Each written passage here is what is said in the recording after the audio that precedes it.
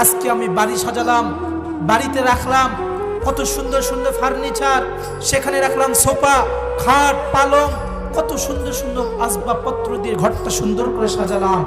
আপনি আমি এখনই মৃত্যুবরণ করলে আপনি কি রেখে আসবে কবরস্থানে?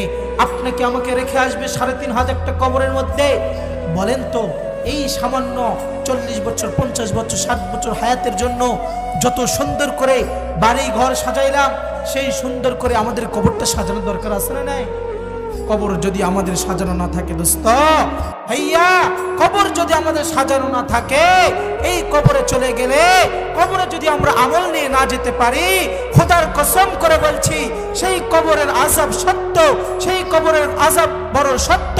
আল্লাহর হাবিব সাল্লাল্লাহু আলাইহি ওয়াসাল্লাম বলছেন, আল কবরু রাউদাতুম মিন রিয়াদিল জান্নাহ আও হুফরাতুম মিন হুফারিন নার।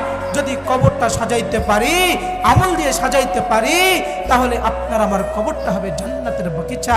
আর যদি আমরা কবরটা আমল না নিয়ে যেতে পারি, খোদার কসম করে বলছি, আল্লাহর রাসূল সাল্লাল্লাহু আলাইহি সাল্লাম বলছেন, এই কবরটা তোমার জন্য জাহান্নামের টুকরা, জাহান্নামের টুকরা।